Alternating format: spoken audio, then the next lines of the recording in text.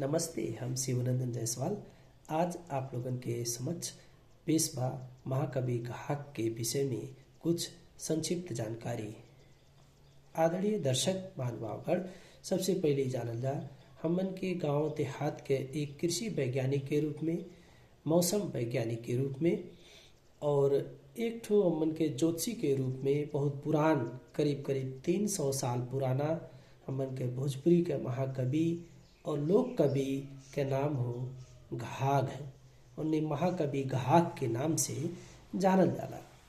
विषय घाघ के जन्म के संबंध में शिवराज सिंह सरोज अपने अध्ययन से पता लगैले बाटे कि उनके जन्म 1753 ईस्वी में भइल हल।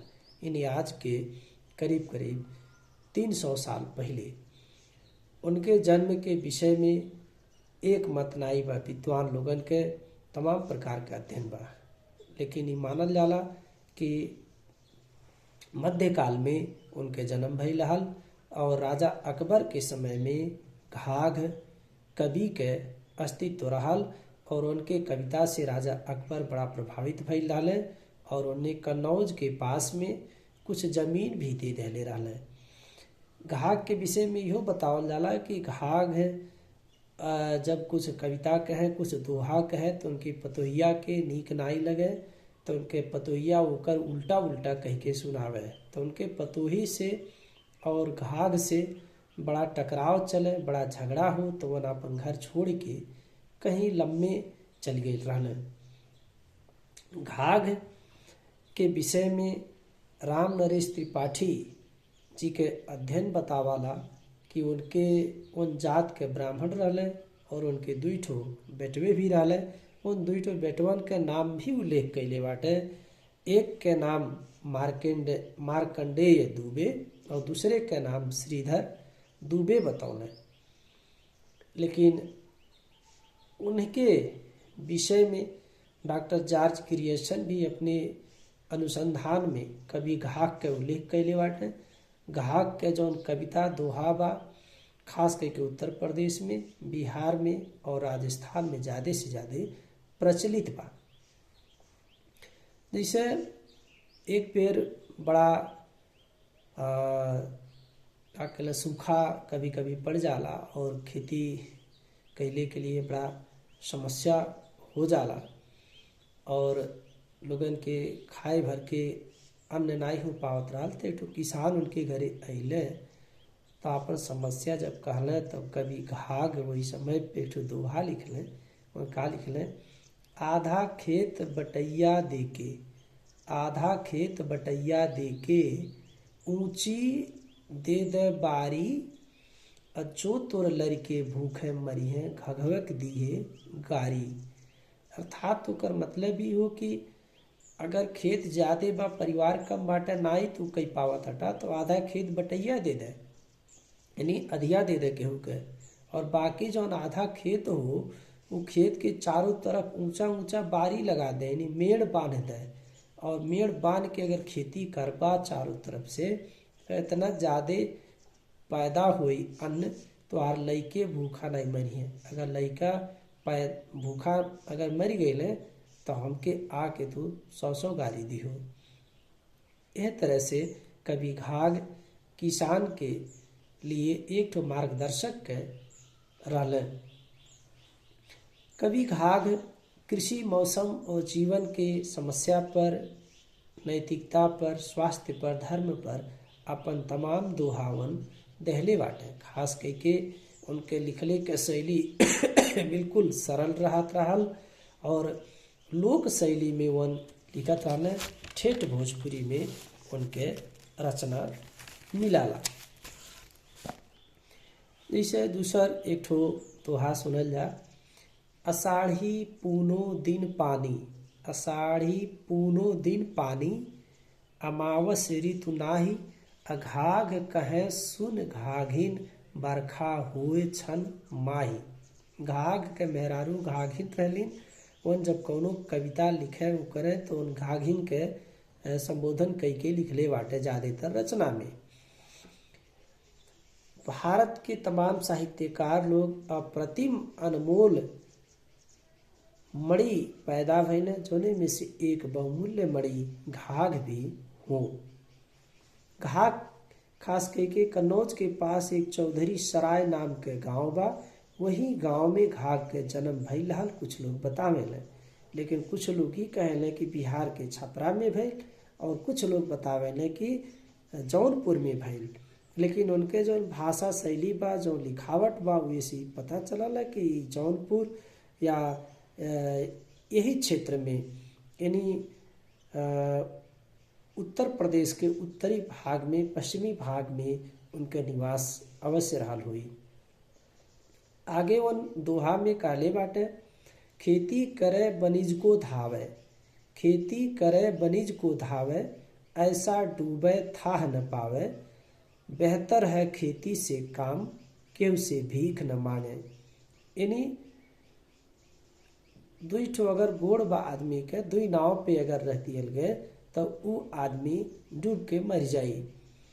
यानी दुई नाव पे चढ़े के और डूब के मरे के। अर्थात खेतियों कइल जाई, बनिज माने व्यापार भी कइल जाई, तो दोनों तरफ से सफलता नहीं मिली। और सबसे ज़्यादा बेहतर काम का हो, किसानी करब, खेती करब। अगर खेती कइल जाई तो केहू के आगे हाथ पसार के मांगे के नहीं पड़ी, भीख नहीं मांगे के पड़ी। इस तरह से आगे वन कृषि पर कहले, उत्तम खेती जो हर गहा, मध्यम खेती जो संग रहा, जो हल जोते खेती बाकी, और नहीं तो जाकी ताकी।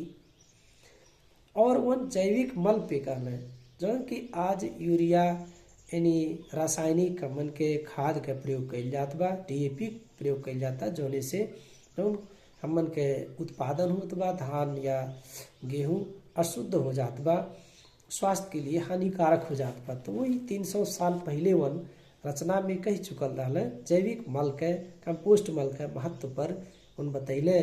खाद पड़े तो खेत, नहीं तो कूड़ा रेत। अगर खेते में खाद छोड़ल गए तो खेत हो, तब वो उत्पादन दे, और नहीं अगर खाद छोड़ल गए तो समझा रेत के बराबर बा। गोबर राखी पाती सड़े, जौने खेते में गोबर छोड़ल जाता, राखी छोड़ल जाता, और तमाम पेड़ पौधा के पाता वही में सड़ के खाद बन जात बा। गोबर राखी पाती सड़े, फिर खेती में दाना पड़े।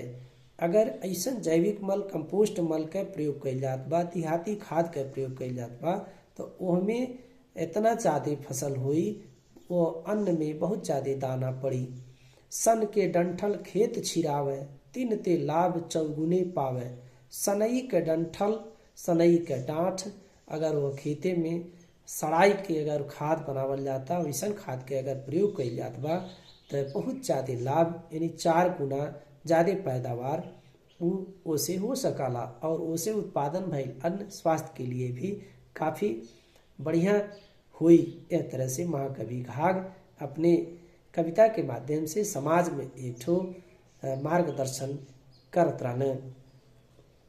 कवि घाघ के एक ठो बहुत रोचक चीज आप लोगन के बीच में रखल चाहत हटे, जौन 4 चीज पर अमल करे के वन कहले।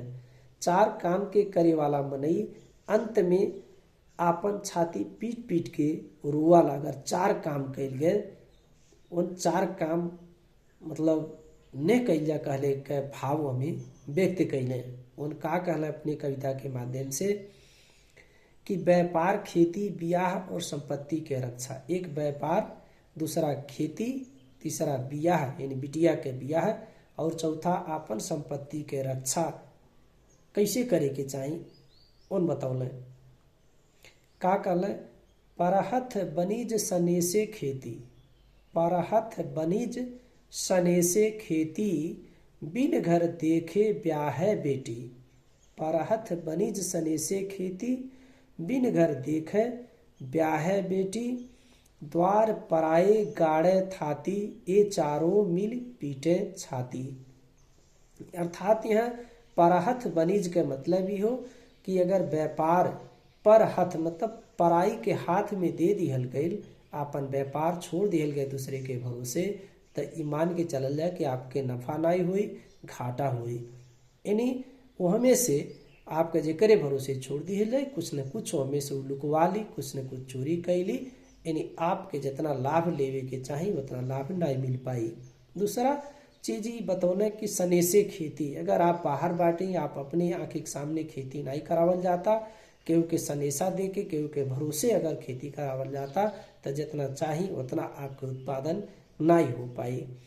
और तीसरा बात उन बतौले बिन घर देखे ब्याह है बेटी, यानी अपने बिटिया के ब्याह अगर बर के यानी दुल्हा के घर परिवार उनके खेती पाती अगर बिना देखले कइल जात बा, बिना जांच पड़ताल के कइल जात बा, तो हो सकला जीवन में रोवे के पड़े और दुख कष्ट भी आ सकता बिटिया के। उन पहले पूर्व सचेते के करौने बहुत बड़ा चेतना फैलौने। चौथा चीज उनका ले द्वार पराए गाड़े थाती, द्वार पराए यानी पराए के द्वार पे यानी दूसरे के घरे और द्वार पे या अंगना में या उनके घरे उनके भरोसे अपन थाती माने खजाना संपत्ति के ले जाए के आप रख दिहल गए कि भैया एकर देखभाल आप कइल जाए, सुरक्षा कइल जाए, तो एक मान के चलल जाए कि आपके वो संपत्ति पूर्ण रूप से सुरक्षित नहीं रही।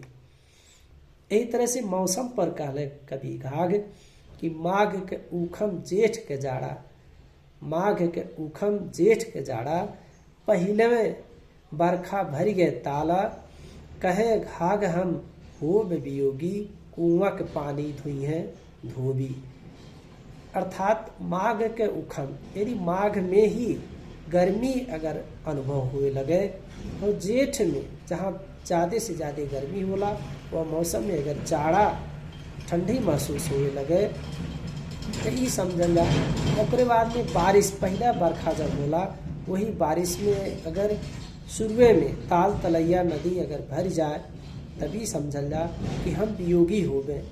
यानी कहले के मतलब ऐसा असामान्य प्राकृतिक संकेत अइले पर लोग दुखी और परेशान हो सकेले, वियोगी हो सकेले।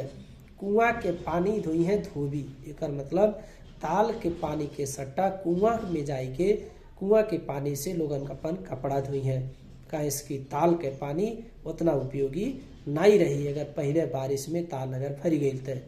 यानी निष्कर्ष का हुई दोहा के कि असामान्य प्राकृतिक परिवर्तन और नकारात्मक प्रभाव के ओर ई दोहा ई कविता संकेत कैले बा। असामान्य प्राकृतिक परिवर्तन अगर प्रकृति में अचानक परिवर्तन आई गई तो समझल जा उसे कुछ न कुछ नकारात्मक असर पहुंची। और ई जानकारी देत बा ई दोहा कि सही परिस्थिति में होए वाला घटना जीवन के लिए अनुकूल होला, लेकिन अगर असामान्य घटना बा तो दुख और परेशानी के केवल कारण ही बन सकला। आदरणीय श्रोता और दर्शक महानुभावगण, आप लोगन के समक्ष महाकवि घाघ भोजपुरी के कवि घाघ के बारे में और उनके दोहा के विषय में कुछ जानकारी दियल गई। बहुत बहुत धन्यवाद।